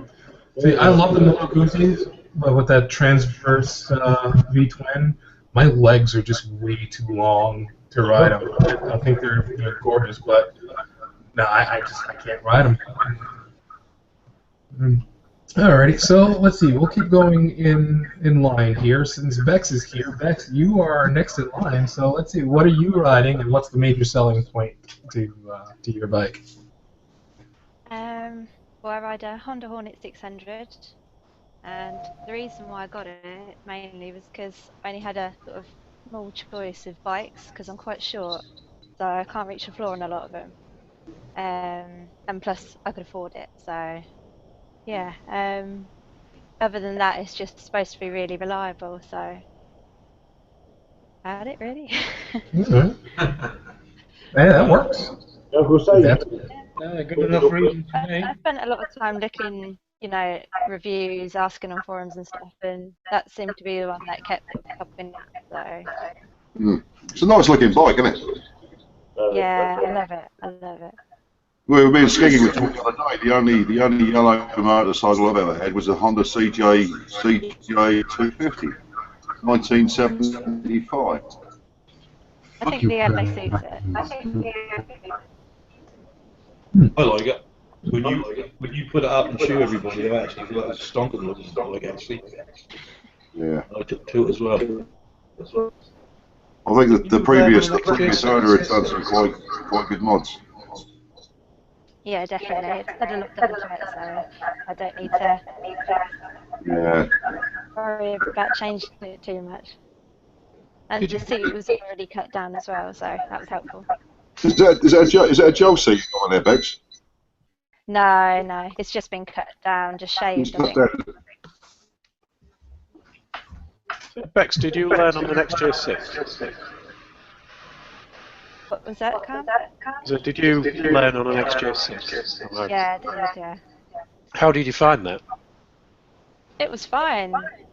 It was lowered, and I couldn't quite flat foot both sides still, so... To be fair, I can only just do it on that one. Yeah, no, it was alright, to be honest. I still find my Hornet better to ride, but that might just be Yeah, not the Hornets are not particularly tall bike, are they? How, do you mind me asking, No. Bex, how tall are you? I'm 5'2". Right, okay. Very cool. Very cool. I like the Hornet, but again, I'm just too big. Oh man. All right. So let's move over to Keith. Keith, let us know, what are you riding and selling points of your bike? I ride an SV650. I think the selling point for me was, first of all, the price, and I like the colour, and it was the only fully faired SV that I'd seen. That's what drew me to it, really. Other than that, I didn't really know what I wanted, really, to be honest. I don't know much about bikes. So that was the thing that kind of drew me to it, really. The price, and I like the look of it. All right, cool. Yeah. I mean, my SV Bex would be suitable for a person that's not so very tall, because it's quite low bike. Yeah, I mean, I was looking for those as well. I'm 5'11", which is quite tall, but I can easily flat foot that, no problem. In fact, I ought to have a taller bike, to be honest. But I love it. It does the job for me. Yeah. Very cool, man. And before we move on, Hepcat Harley comes in with, "Hello, peeps. Go Hornet." Hepcat Hornet now. Yeah. All right. So, Mr. B, not that we all don't know already, but your bike and the major selling points of your receipts. Well, as some people may know, I ride a Suzuki Hayabusa.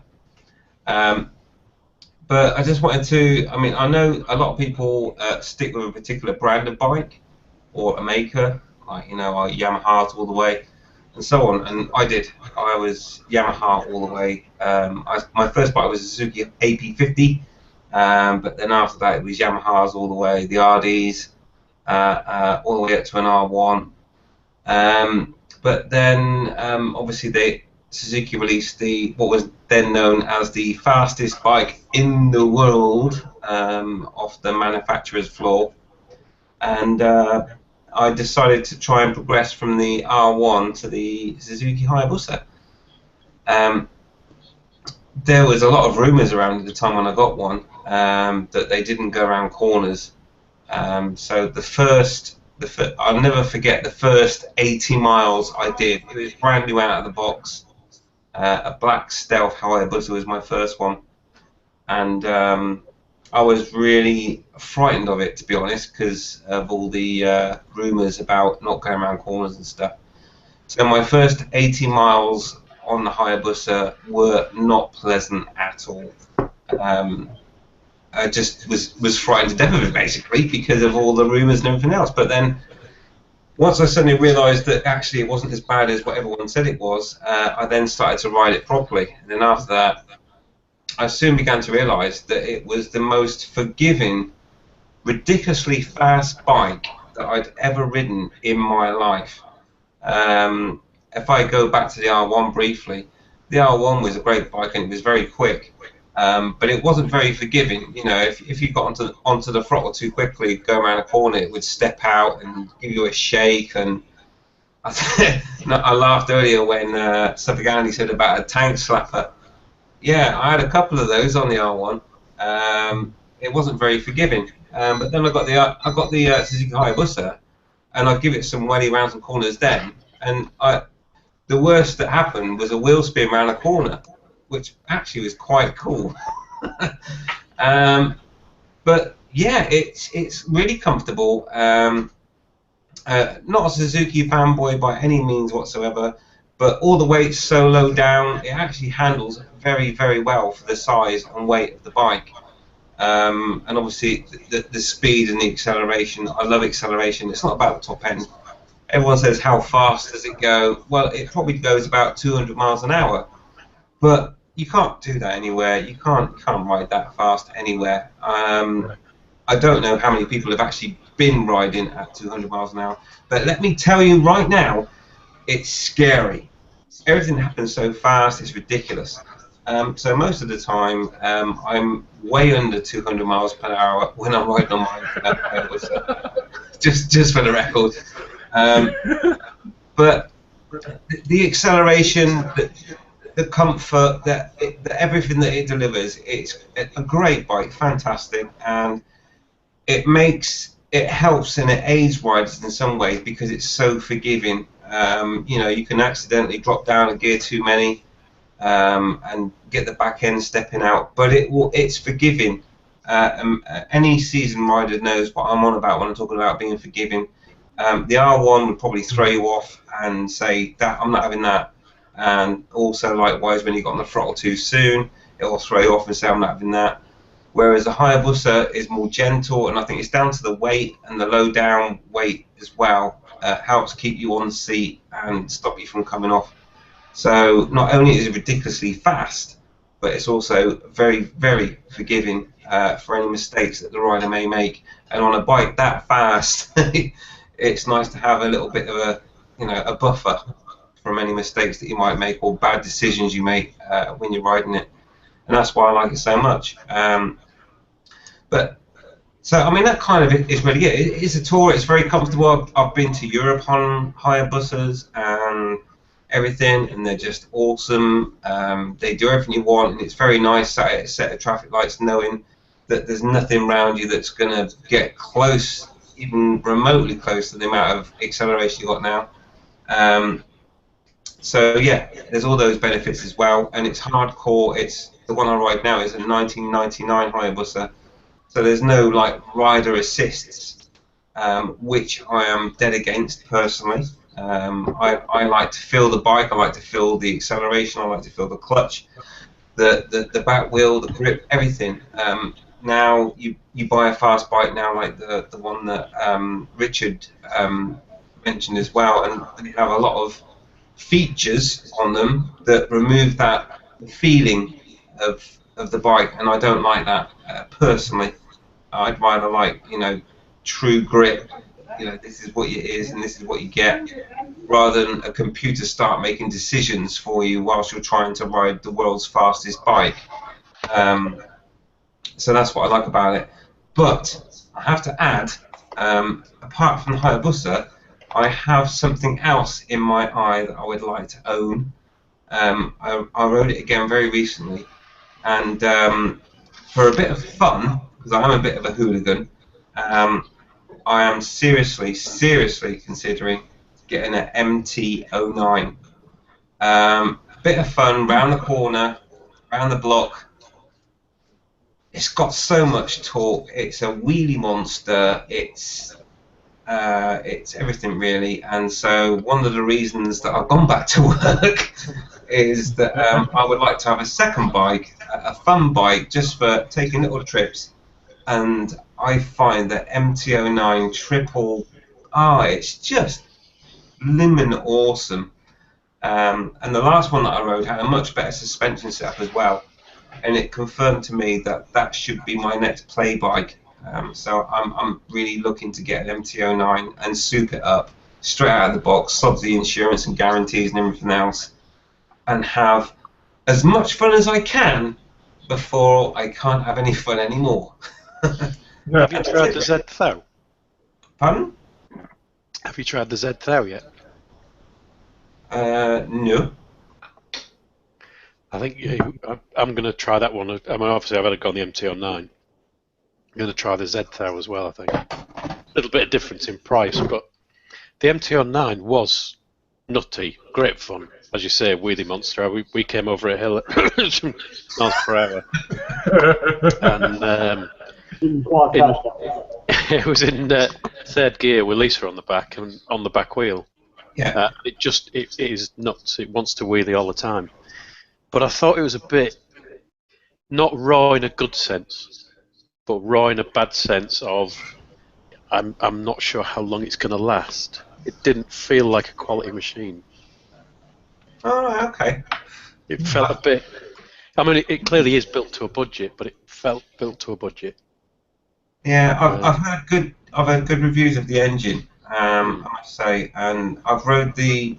No, I'm comparing it now to like the Street Triple, yeah, Street Triple R, and I know it has the potential to absolutely annihilate a Triumph Street Triple.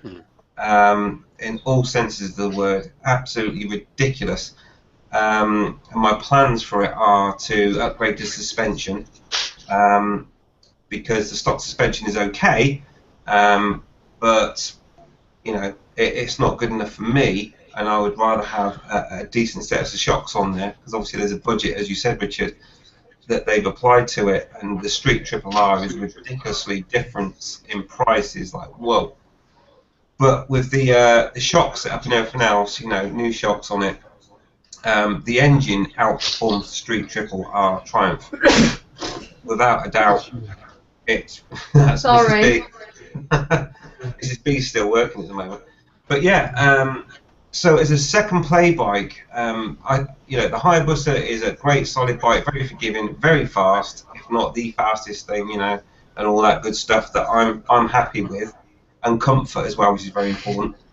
But as a play bike, the MT-09 has got so much potential, and what I would like to do this year is get one and max it out and have a lot of fun. Very cool. Yes. Very cool. I think the MT-09 is going to have an effect. Already Honda have started lowering prices, haven't they? What of the In reaction.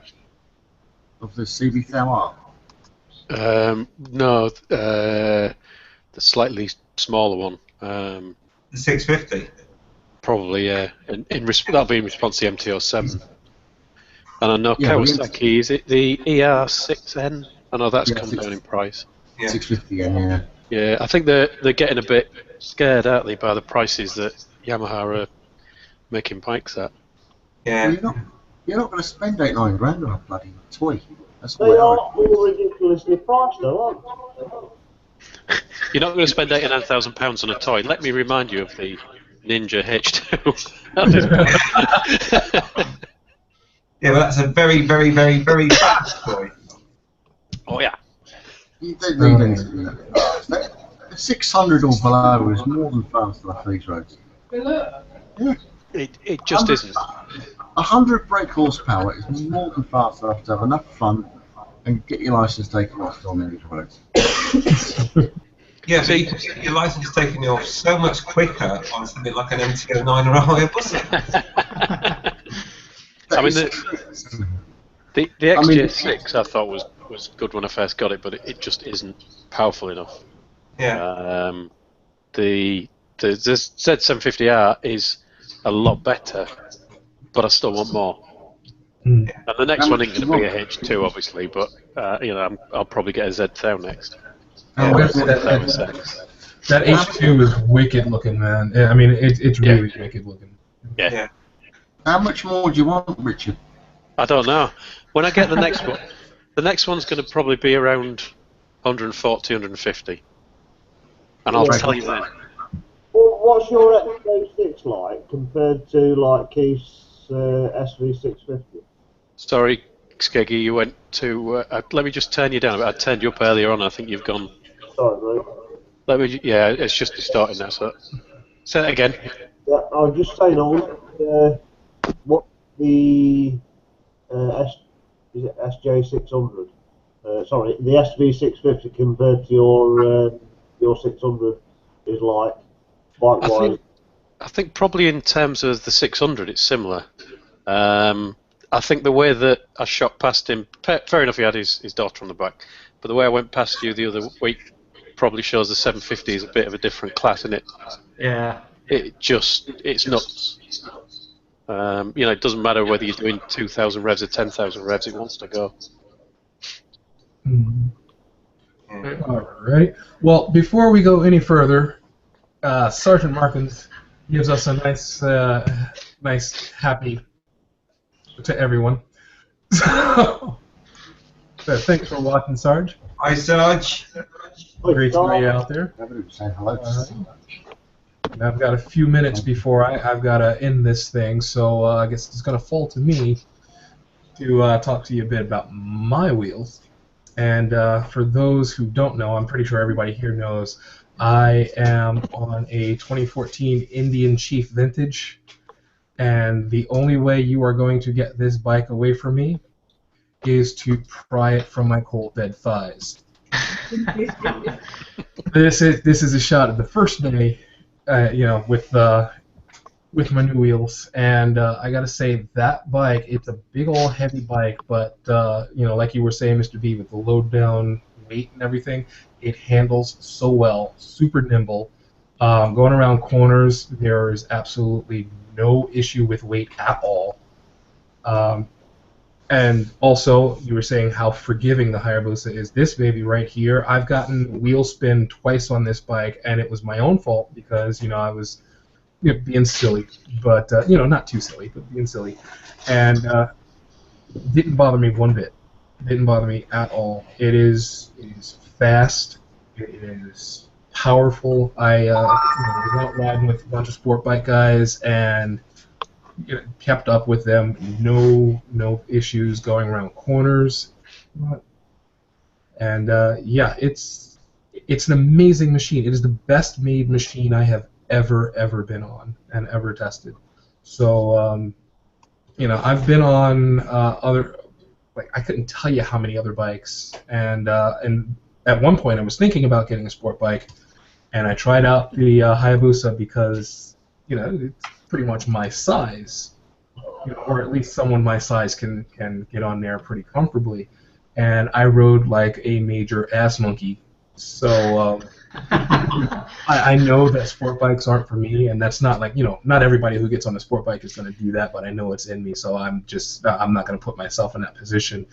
But Indian just really blew it out of the box with this bike, and I used to be a major Harley-Davidson lover, and I'm always going to be a Harley-Davidson lover. I love the bikes, but nothing's going to top this for me.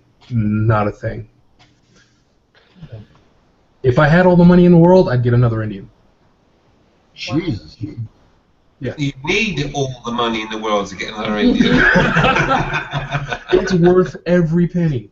Every penny. Absolutely worth every penny. But right about now, it is time for me to go and grab my children. And we've gone to our 2 hours. So we'll just run quickly down the line to get everybody to say night-night to the viewers that are watching. So, Weggy, why don't you say goodnight to the folks? Yeah, good night, everybody. It's been an absolute pleasure. And made a difference being on a Tuesday night, Bobby, and nice one. Thank you, Ron. Thank you. All right, Tosh. Hello. We'll say goodnight to the folks. Good night to the folks. Are we Thanks, going? Oh yeah, in 2 hours. I got children to pick up. Okay, nice to meet everybody. You get a special one. We'll move on to Suffolk Andy's evil twin. Kenny Everett. Have I got to say cheerio or something here? Okay. Goodbye, evil YouTubers. Nice. All right, Skeggy. Well, I've enjoyed my time here, then it's time to go. So, goodbye, people. Thank you for waiting. All right. And Richard, calm biker, how about a good night from you, man? Good night, people. Been fun. Awesome. Bex, as awesome as it has been having you on, you should come in a little earlier so we could, pick your brain a little bit. Yeah, sorry about that. I was trying to sort my camera out and everything, so as Skeggy knows. I'll tell you what, it's lucky chairs weren't on here tonight, wasn't it? Thanks for having me again. Good night, everyone. Good night. And Keith, about a good night from you, sir. Good night, boys and girls. That all sounded a little bit too. It doesn't get any less creepy there. To be Jimmy Savile there. Jory. And the originator, Mr. V. How about a good night from Mr. V? Yeah, cheers everyone. Thanks, Bobby. You've been a great host. Bex, see you Thursday, yeah? Now you got everything sorted out. Don't worry, I'll keep Chaz under control. Okay. Could be a lot of muting going on. No, I'll have him. Don't worry, no worries. All right, and I definitely will be there Thursday, but it is time to sign off. So for everybody who's watching, thank you so much for watching, and ride safe, stay classy. See you next time. See you, bye. Bye. Bye.